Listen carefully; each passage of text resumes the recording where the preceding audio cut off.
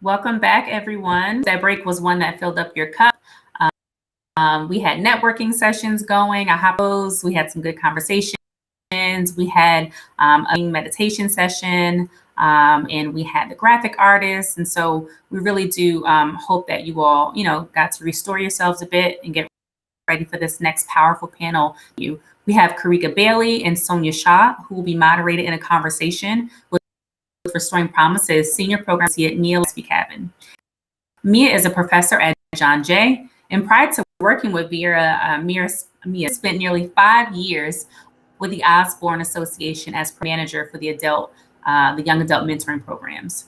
During her tenure at Osborne, she focused on empowerment model through prioritization of leadership development with credible messengers, an amazing program. Mia's expertise areas, though, are in systems change, of impact-led and rights-based advocacy, youth-adult partnership development, and implementation of healing practices in traditionally toxic environments, which is an amazing segue to the conversation that we're going to have. So let's listen in as Mia and panelists discuss addressing harm, redefining accountability, and healing within our prisons. Thank you, Clinique. I'm here with Sonya Shah and Karega Bailey, who will be helping us to better understand the relationship between harm, healing, and accountability.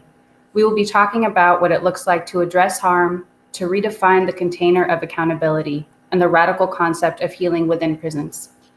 Sonya initiated the Ahimsa Collective, a restorative justice community that aims to address harm in ways that foster wholeness for everyone inside prisons, in community, and through training.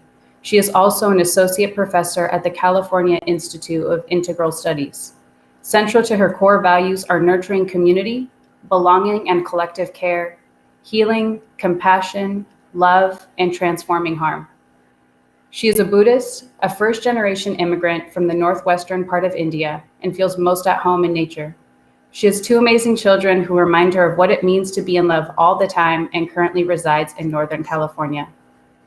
Karega, another California resident, is an angel parent, a social emotional healing practitioner, and an award-winning educator and recording artist. He is a nationally renowned peace advocate and the Dean of Culture at the Roses and Concrete Community School in Oakland, California. He is the author of Soul Affirmations and co-founder and lead facilitator for Be Imaginative, a transformative safe space led by a collective of artists and activists dedicated to disrupting gun violence and healing Black and Brown communities through innovative, multidimensional storytelling. And I must share that the podcast he and his wife Felicia started, Soul Affirmations, is amazing. I can't talk enough about it, and it can be quite a lifeline. So let's get right into it. How would you both define accountability? And as you're describing accountability, can you please share an example of what this looks like in practice? Wow. Sonya, would you like the floor? Oh, you go, please. Okay. I think if I'm thinking about accountability in its most natural space, it looks like enduring and commitment to outcomes. But sometimes it takes a lot of challenge to endure to see to outcomes. But I would define accountability, as endurance and commitment to outcomes.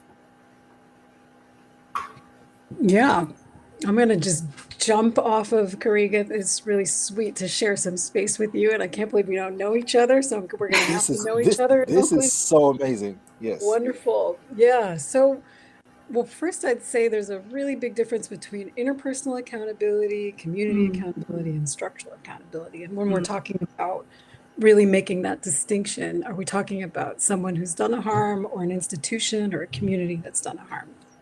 And then I think like accountability is one of those crazy words that like everybody uses and they use it all the time. And it's supposed to mean all of these things, but what does it like really boil down to? And I think in our work and my life, when I've drilled down into it, we could break it down into a few components. That first, it starts with a sense of self-awareness. We're talking about interpersonal accountability, right? That without even understanding that you might have done something to hurt someone, or I might have done something, having that self-awareness, we're not going to get anywhere. Another is, the second is like a commitment to understanding why. Why did I do this? There's always a reason. There's a cause of the cause of the cause of the cause of, because of our lives, because of structural oppression, because of all the reasons. Accountability is linked to remorse. I actually feel bad about it. You know, I want to make things right if I can. A desire to do that to the best extent possible. Can't always do that, right? It's a lifelong practice. It's, oh, I've reached the goal of accountability and now I never have to do it again. Every day I do something to my child, I do something to my partner, you know, and this is kind of this cultivating this like lifelong practice, the same way we remember to put on a seatbelt when we get into a car. And just thinking about, you know, also the last thing I'd say is just really figuring out what is the right kind of accountability to offer when you've done something wrong. A lot of times we go into either too much or too little.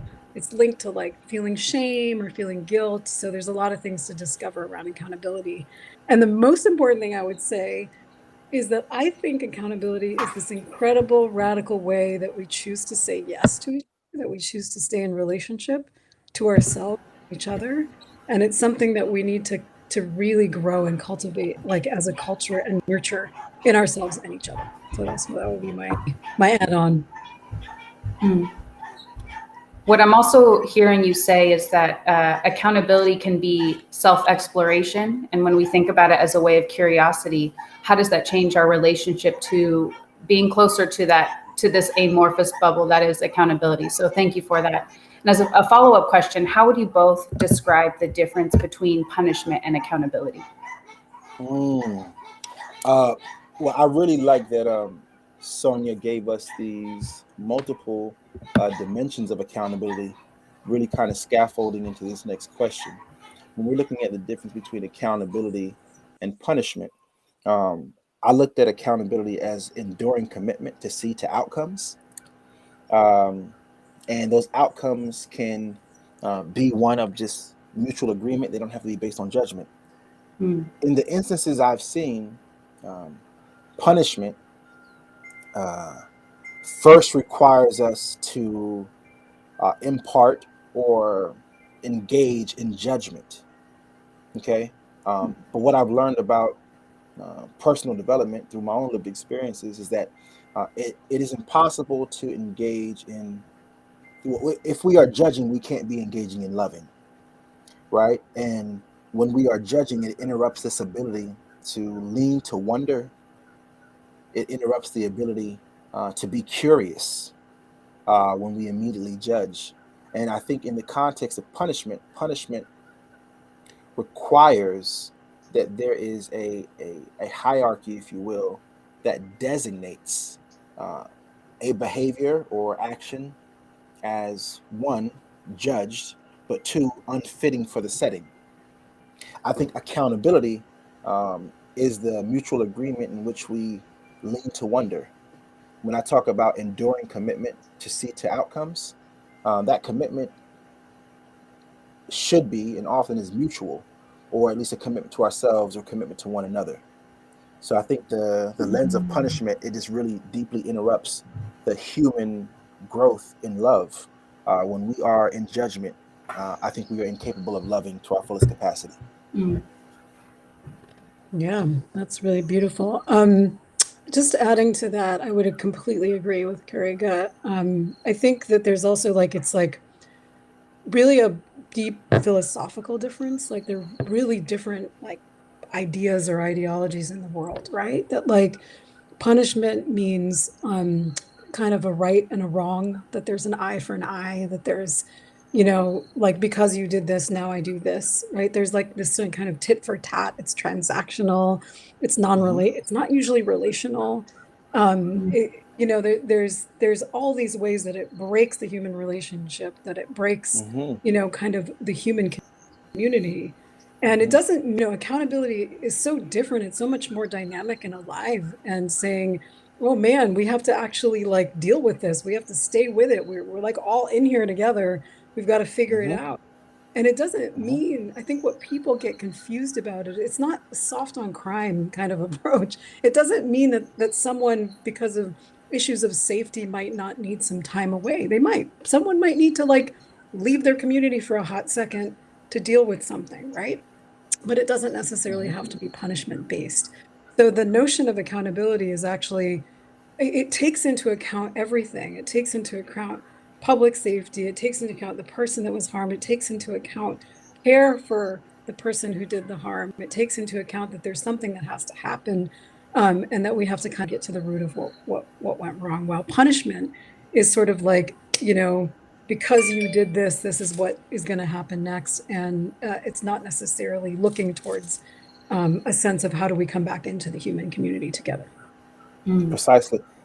Really quickly, if I could just engage in some dialogue with Sonya, I love Please. what you were saying. As I was hearing you talk about accountability, you said very clearly that it takes account, right? And what I've seen in systems and spaces is that when we are under capacity, when we do not have the capacity to take account, when we do not have the capacity to count or take inventory of all the things that could have impacted this singular decision or the outcome, we make abbreviated decisions, right?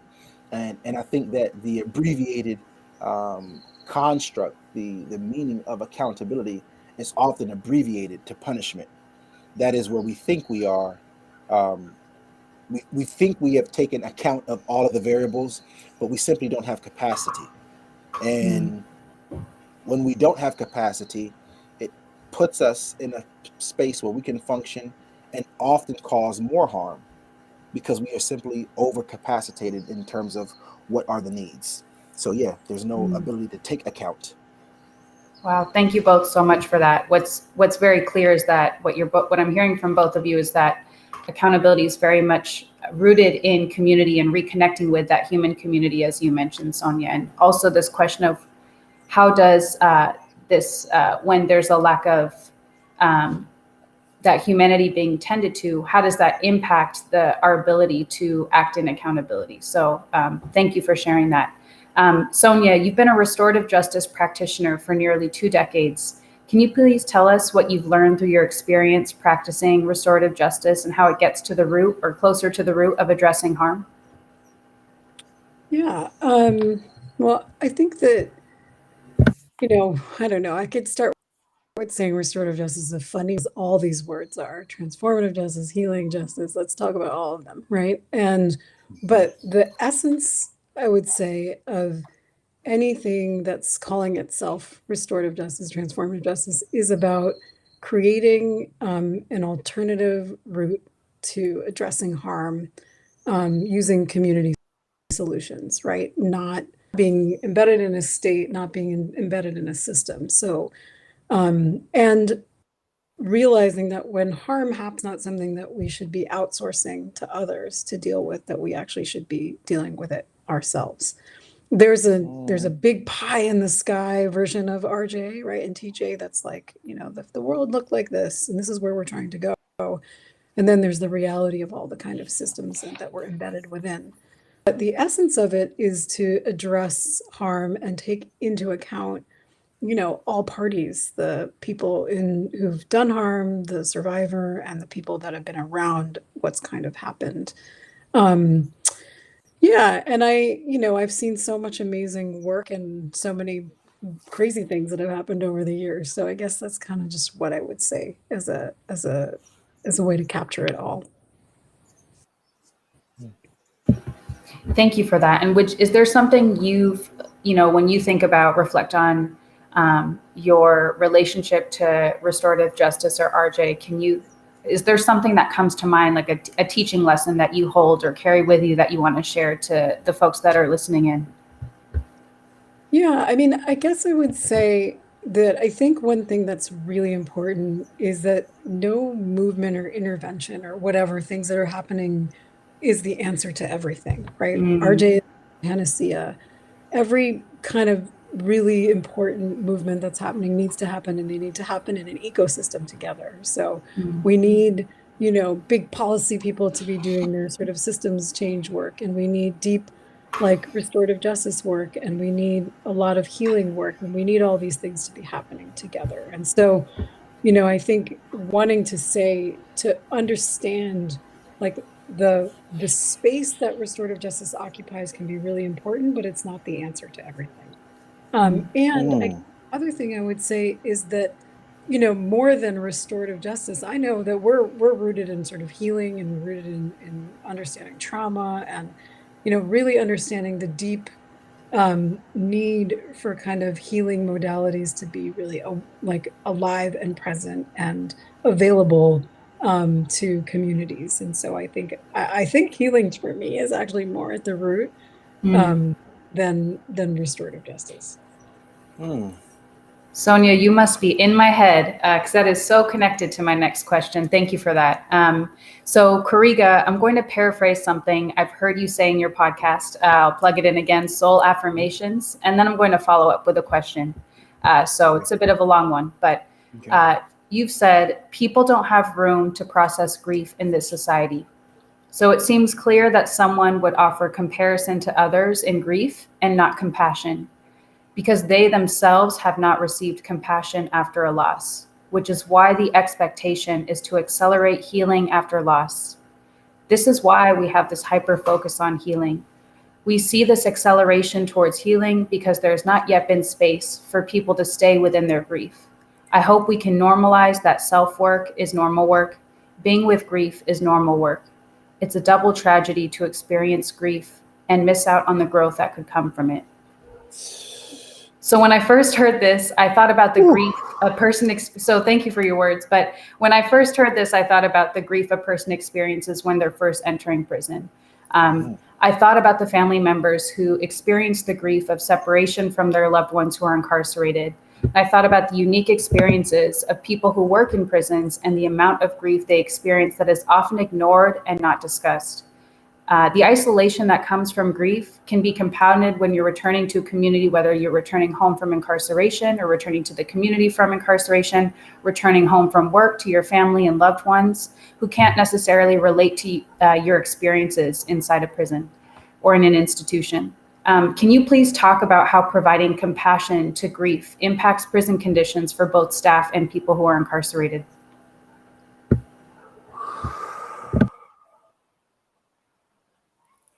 I have to take a deep breath. It looks like my audio experience changed. Can folks hear me clearly? Yeah, we can hear you. Thank you. Okay, I got you. Mia, thank you for that question. It takes me on quite a journey when I look at where I was when those writings were first introduced and where we are now. And if I believe this, the last operational part of the question is how could giving time? Can you state the last part of the question really quickly? Oh yeah. So can you talk about how providing compassion to grief can impact prison conditions for staff and people who are incarcerated? Yes. Well, I first want to remove a construct of a divide that I just heard in this structure. Now, I do understand that our systems are structured. For example, in schools, you have faculty and staff. And then as if the students or the parents are another type of human. I think it's really important to kind of start looking at common denominators, and whether it's our incarcerated loved ones or our loved ones who are working in the systems, we're all people connected deeply. And in a very unique way, I think the pandemic highlighted for us our radical interconnectedness, maybe to an extent that some of us may not have previously observed or even feel comfortable acknowledging, but we are all radically interconnected. And when we provide room for grief, or when we don't provide room for grief, as it pertains to this idea of this hyper construct of healing, where I find that under the wrong interpretation, that healing is just a express lane back into productivity, where we value certain types of productivity in society and don't know how to value other types of productivity. But I submit that it is productive to do self-work. Self-work is noble work. Healing is noble work. It just may not be structured and compensated in a way that our system, which extracts labor or services, knows how to compensate for. But I do know and believe deeply that we become better versions of ourselves when we take time for this. I certainly believe that concerning prisons, in any institution that has multiple parties converging, the opportunity to address our grief will, in fact, in my mind, make us more human. I perceive that massive grief is an invitation to massive love. And when we do not take the invitation that grief provides us, yes, it is a double tragedy if we don't have that opportunity to grow. And we can relive that cycle of trauma, relive that cycle of pain, or relive that cycle of othering other people's outcomes, and not looking at how it impacts us. Anecdote: before the classroom, I worked in Newport News, Virginia, for a space called National Counseling Group. And I would have to go inside the detention facilities oftentimes to have one-on-one with my clients. And one client said something to me that was so profound that it's lasted with me more than 15 years. And he expressed that in a space where I can't control what time I get up or what I eat for the day, or there's very little control over his autonomy. He said, but what I can control is how, what he called the language, how the guard will treat their family when they go home. I said, huh? I said, can you elaborate? And he expressed that based on his perception on how he was interacting with this particular staff, if he could cause enough emotional triggers in his mind, it would ensure that that person was going home in a different condition. Well, in that same capacity that we were willing to invest in the unfavorable outcomes, what would happen if we really could foster quality belongingness, connectedness? I understand that prisons are like embedded in that is a system, is a hierarchy, but we're all connected. And the human condition is it can't be denied. I think the pandemic revealed for us our interconnectedness. And I'd like us to revisit that as best as we could. How our collective well-being is really put in a path of oneness. So when Sonya talks about healing, more than a construct of RJ or TJ, we're really talking about an ongoing process where we're really trying to change the quality of the human experience by creating time to visit, to investigate, to take inventory of the things that may be occupying love's territory. Any human being that is forced to withhold love from another is actually only withholding that love from themselves. And it is depreciating or impacting the quality of their human experience when they aren't able to show love in its fullest capacity. So much in there. Thank you so much. It makes me think of something I've heard you say before, where I'm not bigger than love. Love is not bigger than me. So thank you. But it brings me to the reality of there's so much in there. And then I also think, how do we think about grounding ourselves in walking through those prison doors? And I want to name what I've heard from folks who live and work inside around the culture of prisons and how it can create an environment where people who are living and working in them you have to maintain a tough exterior. Vulnerability can be dangerous, both for folks that are incarcerated and staff. So why is it important to create opportunities for healing for people who live and work inside prisons, despite that the risk that can be attached to it? Well, we can look at the short-term risks of what vulnerability will cost us. And if we are skilled enough, we can look at the long-term risks of what it will cost us if we cannot be vulnerable. What it will cost our families if we cannot be vulnerable. Where is the sustainability in the workforce that is doing this work inside the prisons and detention facilities? Where is the sustainability for that workforce? What is it telling us about turnover? What is it telling us about mental health? I think there are a number of measures and or predictors that we could also use to have a conversation for somebody who might see this conversation from a different lens, right? So it's going to take a number of convening and coming together for us to see it from multiple vantage points. But if someone can't understand the importance of connectedness and belongingness, maybe they can understand the financial consequence of turnover, or maybe they can understand the financial consequence that it plays on family when we aren't able to be well.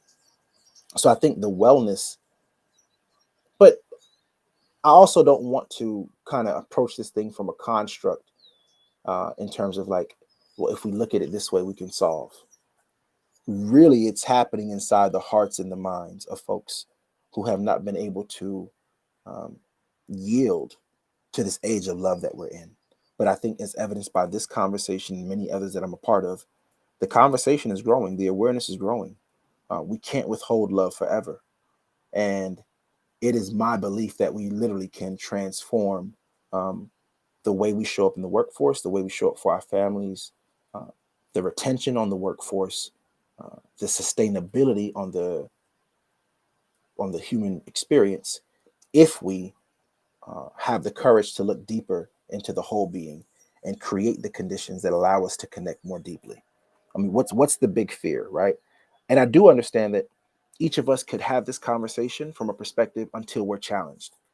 There are types of harm we can experience that will challenge the way we feel about RJ or transformative justice. I acknowledge that, but that's also the work of each of us. None of us are exempt from doing the work. Thank you so much. Sonya, thoughts on that?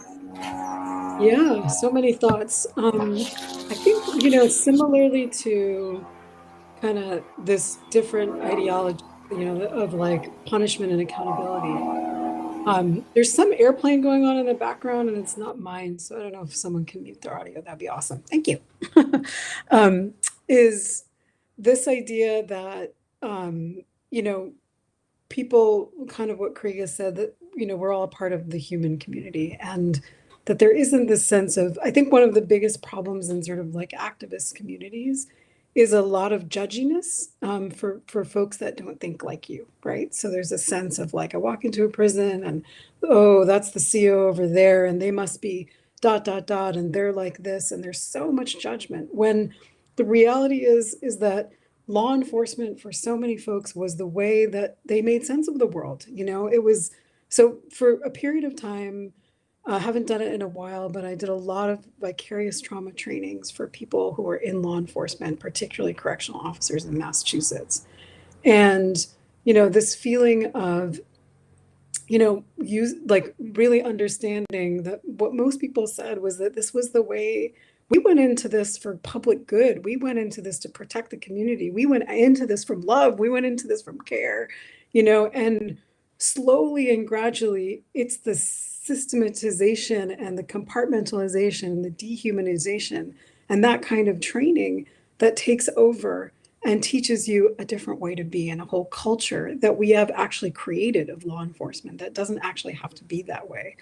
So, the folks that were coming to these trainings were the folks that were like 20 years later, kind of like being like, oh, this has really done something to me. It's really taken a toll on me. It's really changed me in ways where I'm disconnected, in the ways that I don't trust, in ways that I'm hypervigilant all the time, in ways that I don't feel myself, and I don't want to be that way anymore. And how can I start to be different? These are correctional officers, right? And we're talking walking in a room as a brown-skinned woman with all mainly, 25 white correctional officers, and we could find common ground. We could find common ground because we were talking about what happens when a system sort of takes over. What happens when you have these ideas of good, of these ideas of wholeness when you're coming in, but the way that you've been taught over years and years and years is to punish and dehumanize and punish and dehumanize, and that is the culture that is surrounding you entirely. And that's not how we were born. That's not how we came into this world. We created this system, but the system doesn't have to look that way. So we have an incredible opportunity to kind of create a really different system, to say that it doesn't have to look like that. You don't have to follow along. We could create spaces that are more vulnerable and more about healing. Really, really, really challenging to do, within the current institution, right? Because of the way that you're looked at to be soft or whatever, if you have any experience or feeling when you see something or hear something. But I really want to honor the folks that are starting to kind of step up and step out. And, if a marker of like high rates of suicide among correctional officers, high rates of drinking, high rates of all that isn't enough, I don't know what is, right? There's a real disservice that we're doing to humans, that are kind of working in these environments. And it doesn't have to be that way. And I think we could all be responsible for changing it and having it be different. Thank you for that, Sonya. And quick shout out to all the folks that are in this conversation with us that are challenging themselves to be change agents for themselves and other folks that are alongside them. Another question for you both. What advice would you offer to systems, to correction systems, to criminal justice, nonprofit leaders, to community members that are interested in shifting their approach to be less punitive? Because we're all entrenched in punishment-based culture. This doesn't just exist in prisons, this exists in our current climate, and more restorative. I can jump in and say, and I think I really agreed with Karega, and it just starts with yourself. It starts from your heart. If I'm punishing on the outside, and I think, we have a saying in our work that like whatever we do inside, whatever we do outside, we have to be doing inside. It's a parallel process. Like the deeper we go on the outside, it's the deeper we have to go on the inside. And I think some of it just starts with really understanding oneself, one's family, how we relate to it, and then how we want to relate to our environment. And, within systems, it's really about creating the space to not shame people who choose to heal, who choose to be vulnerable, who choose those things, right? Because if there's a cultural shame around expressing your emotions, around masculinity, we all know if there's a cultural shame around it, which everyone participates in, oh, you're not hard, you're not this, you're not that, then it makes it even harder for people to actually do.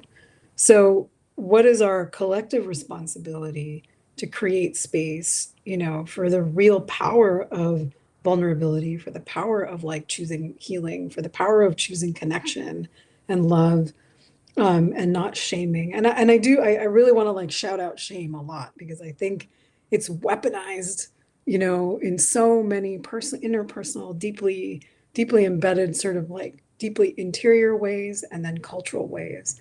And it's like, one of those craziest, trickiest emotions that like, really catch you and keep folks from being able to do the kind of work that they want to do, within themselves and kind of with others.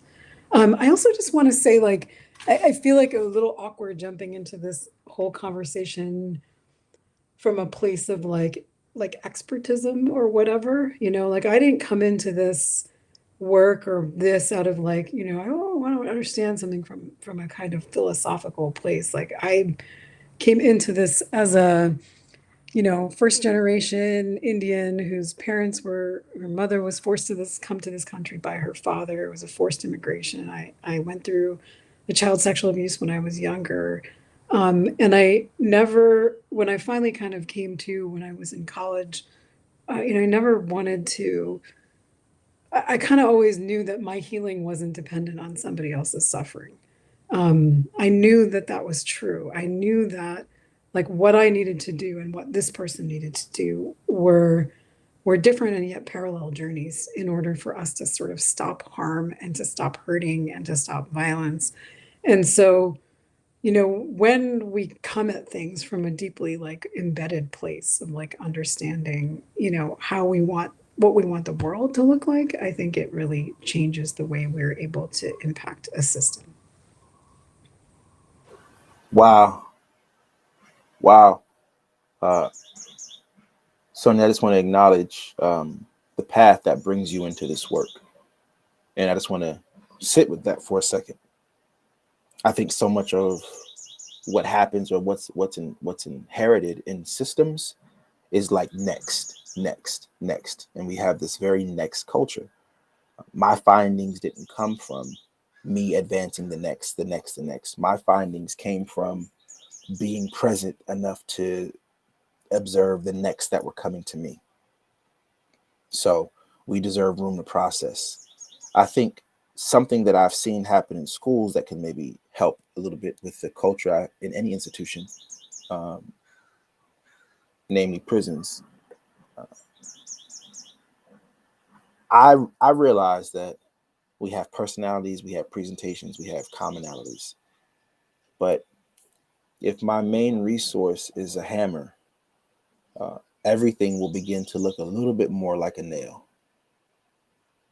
And if all I do is produce the repetition of banging nails, I might misobserve when something else comes past my viewpoint that is not a nail. It took a long time for me to create a culture of shifting in the schools around how we responded to those who challenged us the deepest. When we're talking about consequence, punishment, transformative justice, we're seldomly talking about that space in our mind that is most like us. We are able to call on empathy or connectedness when something is like us, but it often happens when we have to bridge across difference that we have some of the deepest disconnects. The first thing that we needed to do was resource our staffing differently in the school so that we could have more capacity for relationship building and belongingness, and less about processing things as they happen. But I recognize that that has financial implications, and things aren't always designed that way.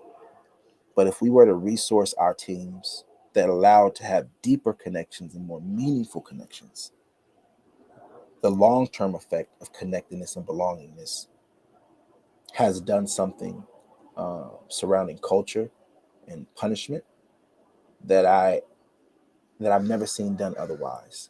It was simply capacity.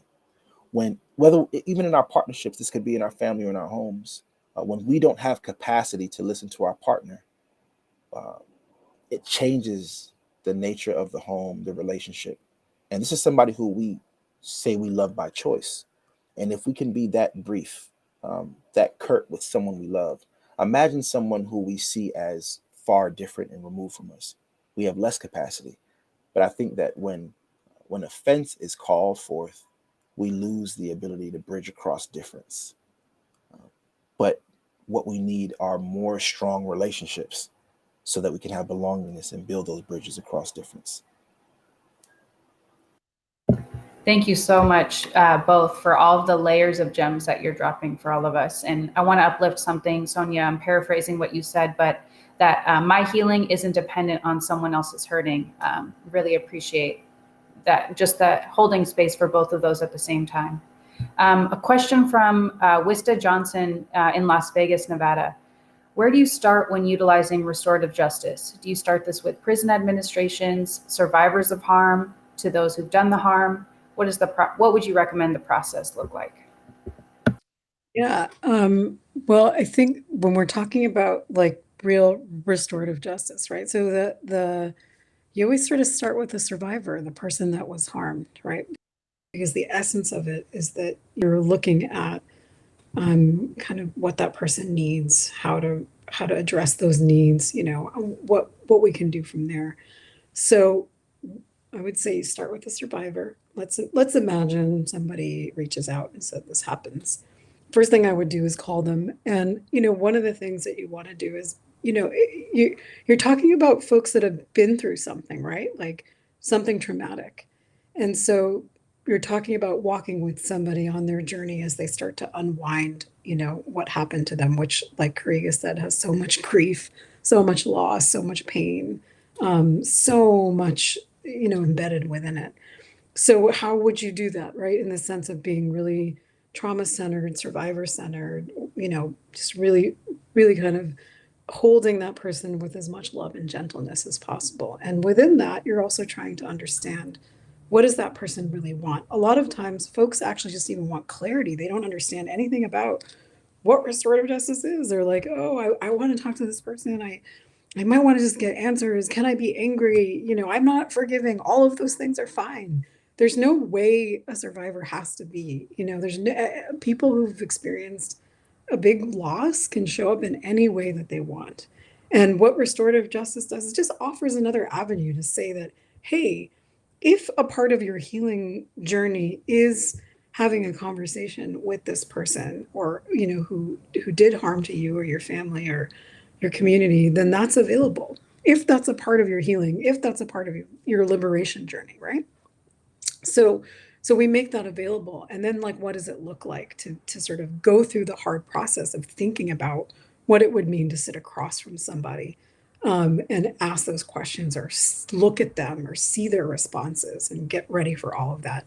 In the meantime, you then start reaching out to the person who did the harm, and, you know, kind of going through a whole other process of, you know, really deeply embedded, deeply like caring about them as well, right? Why do you think this happened? What happened to you that led to this moment? What are the causes and conditions in your life that led here? What are the structural issues that led here? And what are the things we can do to support that? And so there are so many different restorative justice processes, right? From like kind of group community conferencing circles to one-on-one face-to-face dialogues to there are so many ways that this can happen. And it's finding kind of like the right method, depending on whether it's like a school, or it's an individual, or it's a group of people, or it's an organization, and figuring out, you know, how to bring folks together. What's really important about restorative justice is that it's totally voluntary. So there's no, I'm going to force you to do RJ. You know, anytime somebody wants to kind of step out of it, that should always be a part of it, is that this isn't working for me. I don't want to do this right now. I can't do this. Too much is coming up for me. So you know, you're always starting with the survivor.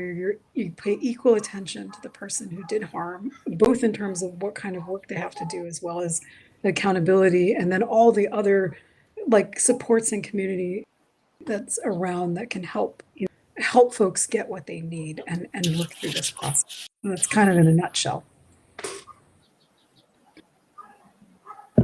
Thank you, Sonya. You're helping me think about it as a way that's very accessible, and that it can be step by step. Sometimes when we think about this idea of restorative justice, and you've talked about, you know, these words, restorative justice, accountability, punishment, they're such big words that can have so many different meanings and can feel very intimidating. Where do I even start? And so you're reminding us that this is about choice, agency, self-empowerment, rooting ourselves in community, and it can really be step by step, go at your own pace. Yeah. So I want to add one other thing, is that I think anytime that someone reaches out and says, I want to try something different, that's like outside a system, that's not punishment based, that's kind of like a healing, you know, or a reaching towards, is a win. You know, it's like having a restorative impulse to try something different. It's a win. It's a great win, even if the other person is not ready. Everyone thinks of restorative justice and they're like, oh, it's the perfect moment between the two people and they come together, and every like newscaster wants to, like, every journalist wants to like film a VOD, you know, a dialogue. Everybody wants that perfect, I forgive you. And that's like 90% of the time, that is not what happens. Most of the time what happens is one side's more ready than the other, you know, which doesn't mean your process stops.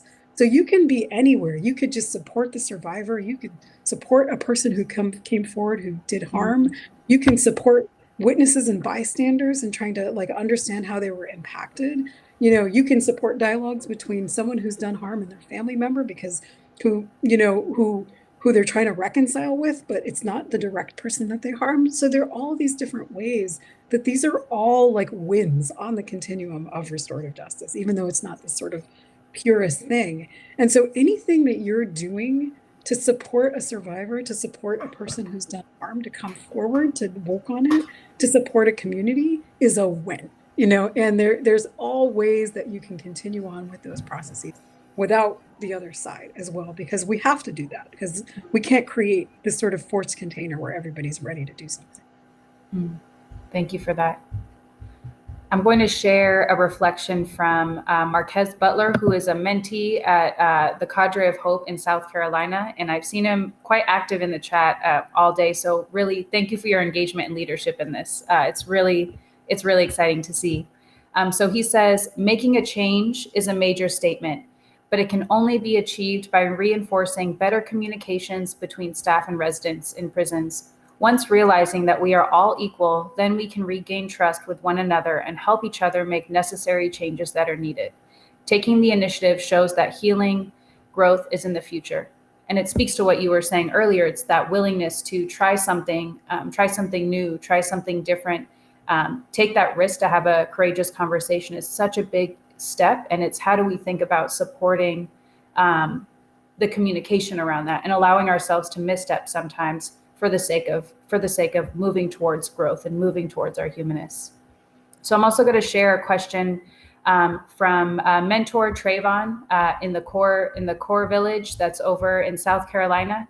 Hi, Trayvon. So he asks, how do you heal while daily reliving the cycle of trauma as an incarcerated person, whether it be dealing with the separation from family, the psychological impact of the crime that one has committed, and or the act of making amends, or just the uncertainty that the future may hold for someone who has been removed from society for decades? That's a heavy one. And I can repeat that question, Sonya and Karika, if you would like me to. Well, part of the question I want to acknowledge from Trayvon is that I admire and respect the curiosity. And in some cases, no one can speak directly to your experience. Even if you were to have somebody else who experienced incarceration, they may not be able to speak to your exact experience. For example, in my bio, it lists that I'm an parent.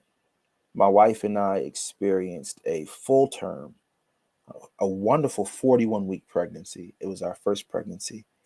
And we experienced a double transition of our daughter at birth. And we enter community with other angel parents, and nobody's stories are the same. That is, no two glasses break the exact same way. So I want to have respect if we can't answer this question for you. But I will lend to you the idea of relentless incrementalism. Relentless incrementalism for me is the tendency to keep working towards something, no matter how many times I have to reconfigure, no many times I have to pivot or regroup. I am perpetually and incrementally working toward this thing. I don't know how the increments go day by day. I don't have a mathematical breakdown of how much progress I'll make over this time of detention. But what I can tell you is that each attempt to work in a deeper capacity is speaking to your psyche, speaking to the parts of the public around you.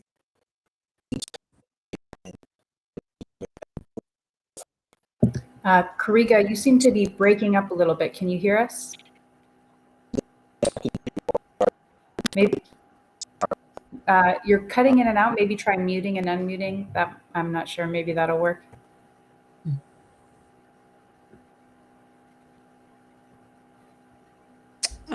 I can jump in until Karega comes right back and just, with the beautiful words of wisdom that he has, is just every day from this brother, sister who had that question, like all day, every day. It's a lifelong journey, and it's so hard and it's so tiring and we're so exhausted, and we love you so much for doing it. It's, think of what's on the line, your liberation, our love, our healing, it's all on the line. And so, how do you do it? I don't know. How do you do it? I just want to wrap my arms around you and say, just keep doing it, And what are the things that can, how do you also take rest?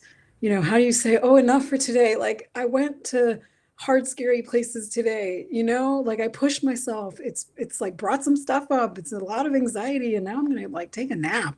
I'm going to watch some bad TV. I'm going to go talk to my friend. I'm going to play a game. Like, how do we bring joy? Let's not underestimate the little tiny moments of like connection or joy that is our healing, that is our resiliency, so it doesn't always have to be this relentlessly hard, like excavating every piece of your trauma and shame in an environment that is traumatic and shaming you all the time. It's just finding, your heart and your joy and the people around you that love you and care about you.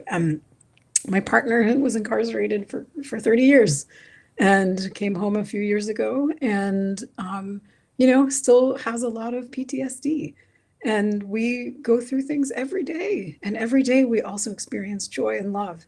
And I would much rather be with somebody that is willing to, that even has gone through all the trauma in the world, but is willing to go there and go to some of the scariest, hardest places than someone that's kind of walking around the world, kind of clueless. So that's what I would say. And I just like filling in for you, Karega, while you froze, so you can continue with what you were saying.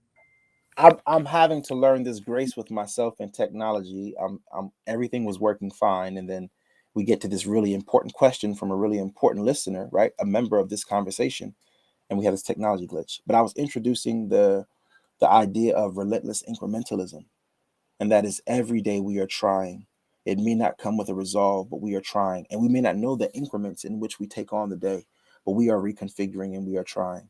And every time we attempt without feeling defeated, or even if we do experience defeat, we are sending the right message to our inner conscious. We are sending the right message to our spirit, the right message to our psyche that helps us reframe possibility. I gave this anecdote. My wife and I experienced a full-term loss, and you go to groups to learn about what to do as an angel parent, and you realize no two glasses break the same.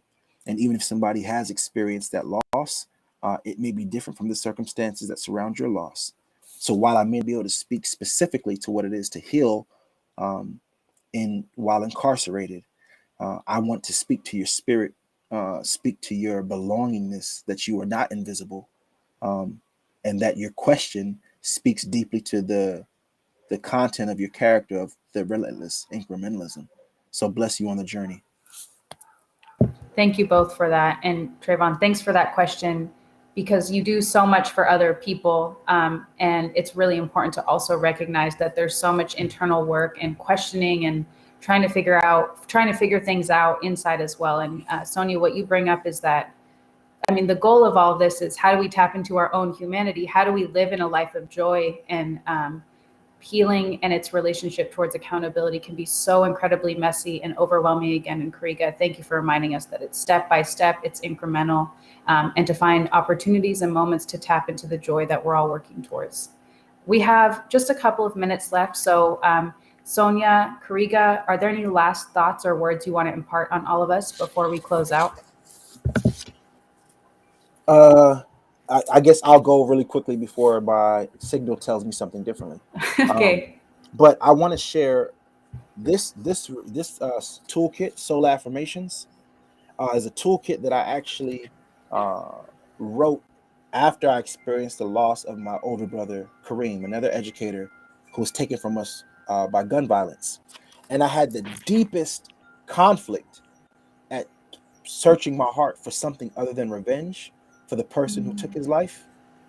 But my deepest conviction came when I understood that this young person could have one point been somebody in my classroom who I was able to see under a different circumstances because they weren't harming me. So I had to ask myself, like, who are we in our collective? And I want to share this quote from the writings that I've reflected on. And it shares, love as a philosophy is much easier than love as a practice.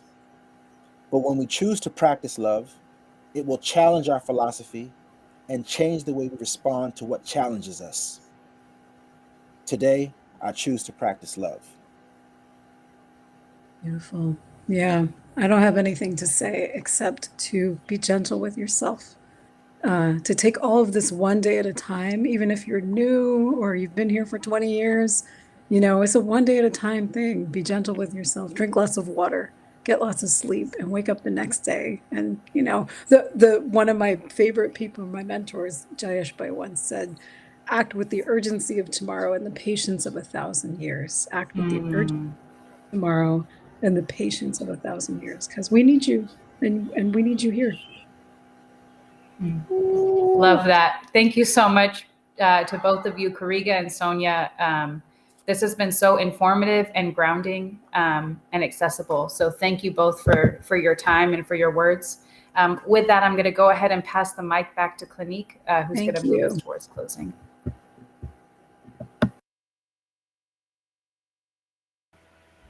Hello, it's me again. And wow, I say wow each time, and it really is just wow moments happening all around us today. For Karega, for Sonya, for Mia, that conversation, it was clear that it was touching various layers of humanity, of organizations. And so thank you so much for incorporating everyone into this conversation today. I'm so filled with gratitude for the people and the conversations and the change in action that took place today. I hope you all learned about the news, some of the solutions that are needed to shift prison culture to places that embrace human dignity. More importantly, I hope you learned a bit about yourself in the process. Karega Bailey, in one of his podcasts, actually says, when they are seen viable in that space as their whole self, it aids in belongingness. And the more each young person feels like they belong to the space, they are now invested in that space. And now we can design instruction that reflects what they need because they are able to show up as their full selves. We hope that you all will show up as your make strides to courageously lead and or have courageous conversations as it relates to those who are most impacted in the prison system. We will now have closing remarks by Joelle Castón. Joelle, another wow person coming before you, actually, followed by graphic artist Tasleem Van Hattem, exhibit the final product of the day, and then the network remain open until 4:30 so that you all can continue to engage with fellow attendees. And so a bit about our closing remarks speaker. Joelle Castón is the first person in history of the not the United States, but the District of Columbia, to win an elected office while incarcerated. He is the Advisory Neighborhood Commissioner at ANC in DC for his district, where he represents members from various neighborhoods, including shelter, and the residents of the DC jail. Mr. Castón has been incarcerated for 27 years, starting at the age of 18 years old. Upon release, Commissioner Castón, no longer just Commissioner Castón, intends to use his platform to uplift the humanity of incarcerated people, advocate suffrage, amongst other areas. Prior to his role as commissioner, Mr. Castón was a founding member of the Young Men Emerging Unit at the DC jail, where he mentors young adults from the ages of 18 to 25. He authored the Currency Catchers investment curriculum, and he believes that financial literacy is really a key component in recidivism. And so Mr. Castón, he has a word for us all. And so I really look forward to hearing from him. And we should note that Mr. Castón is currently incarcerated at the DC jail. And so that's where he is from. Mr. Castón, please close us out. Thank you all so much. Thank you very much, Kanika, for that warm introduction. And what a spectacular day we had today. I heard so many wonderful speakers, and I want to start by thanking Vera Institute for allowing us to have this project today. This convening has been outstanding. I want to thank every individual, every speaker, every panelist that spoke before me. I received a lot of notes over here. The gentleman and lady that spoke before I just came on here were just outstanding. Where do we go from here? It's the thoughts that come in my mind. As Kanik said, 27 calendar years of incarceration is the age of 18 to 45. I came into the facility lost, afraid, and vulnerable. But what I realized later on, the vulnerability and my personal capacity has been my greatest strength. Vulnerability have allowed me to open up, to hear, and to listen. To the gentleman asked the question, the mentor, how do you heal after such a long period of time of incarceration and doing the work as a mentor? What I would say, and I love the way the gentleman spoke and said, I can't speak specifically about your situation, but I can only share an anecdote from my life. What I do is the old adage, I take it one day at a time. I'm exercising the power of now. I'm present in the present. Each day I make a conscious decision to work on what my future will look like. To my young mentees, when I first came in, I would never thought that I would be a commissioner. I would never thought that I would have the opportunity to have a platform to speak on behalf of so many people. Even as the gentleman spoke in the breakout room that I was with from Norway, and he talked about the significance of wearing a uniform. as Kanik had to share with you all, I'm currently incarcerated. But I'm going to tell you right now, the confidence I receive to be able to speak to you outside of a prison uniform with a shirt and a tie on. It gives me confidence. It allows me to be able to live out what I intend to do when I transition back home. That, and saying that, I have to acknowledge the significance of leadership. The leadership in this particular facility, where I'm currently housed at DC jail, the director, Quincy L. Booth, has allowed this type of progressive movement that's taking place in South Carolina and other places, Connecticut, where all the people's in the chat saying a lot of good stuff. They are allowing me, as an incarcerated elected official, to begin to be able to live out my role. This is what it looks like. The old adage says, if you always do the old thing, you'll get the same results. If we want new results, we have to do something different. I want to advocate for enfranchising incarcerated people across the nation. Here in the District of Columbia, the Restore the Vote, allowing incarcerated people to cast their ballot. Now, in my personal capacity, it was the first time I was ever able to cast my ballot for a candidate. And not only was I able to vote for the first time, I was also able to run for elected office. What a game-changing thing. I personally believe if we think and act like citizens on the inside, that same mindset will follow us when we transition back home. It's a good policy. It's not a Democratic mission. It's not a Republican mission. It is a bipartisan mission. It is a mission that is beneficial for society as a whole. It is in the best interest of policymakers and politicians to enfranchise incarcerated people. When we have a stake at the table, when we're able to speak expressively, as the person said, not only about the things that we've done in the past, not solely being judged by our past mistakes, but who we are as individuals and where we're going in the future. That's what increasing public safety looks like in real time. So I want to thank all the policymakers. I want to thank all the advocacy groups that was here, everyone that spoke, and I want to congratulate you all because we are doing the work. And for my brothers and sisters on the inside, my constituents, please do not lose hope. I started off with a life sentence. Now I'm going home.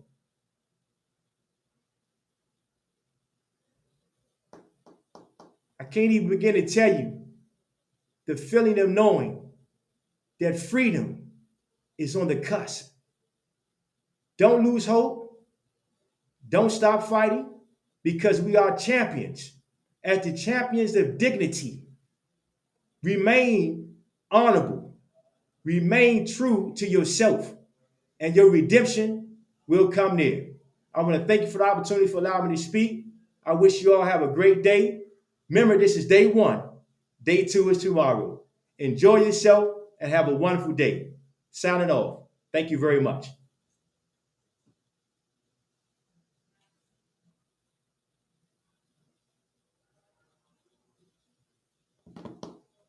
Greetings, everyone. Thank you so much.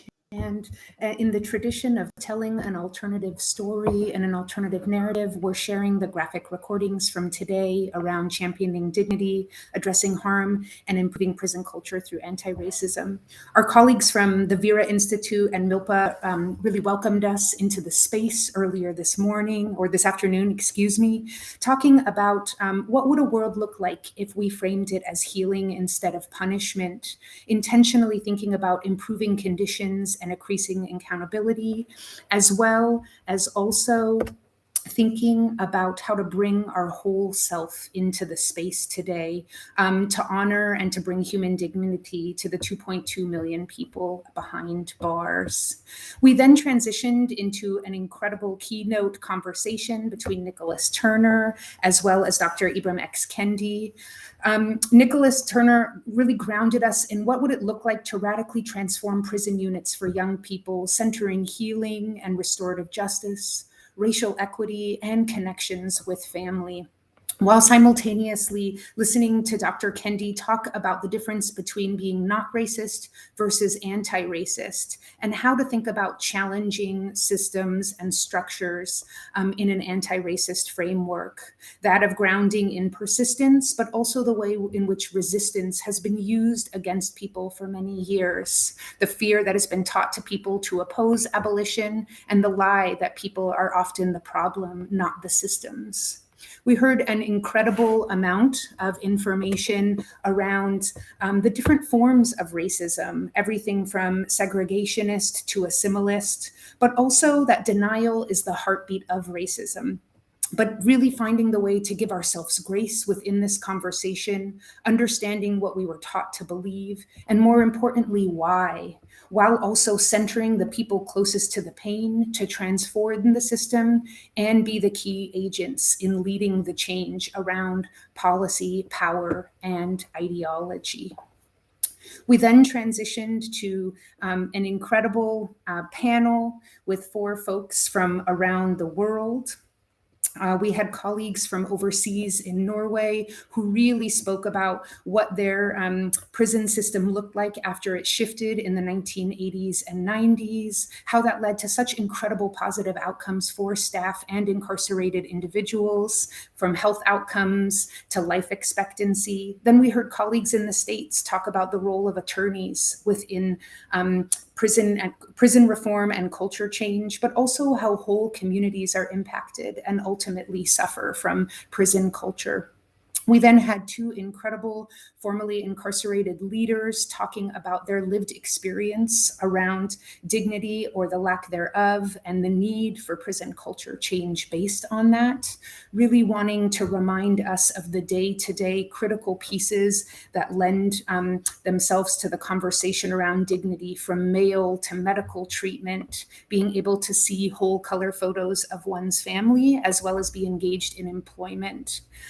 These 2 individuals also really called into question the conversation around mercy, forgiveness, advocacy, and dignity.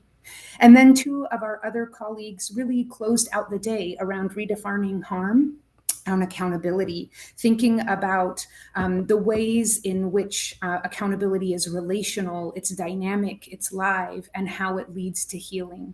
Asking ourselves why we engage in it and how we say yes to one another, but also remembering that when we are judging, we are not loving, and committing to the enduring commitment to see outcomes made. This conversation really centered on the way in which growth and time and healing plays out, but ultimately the change, ultimately the way in which our work can change the quality of the ongoing human experience. So thank you so much for your words today. What an incredible day. And I look forward to being able to graphically capture them behind the scenes again tomorrow.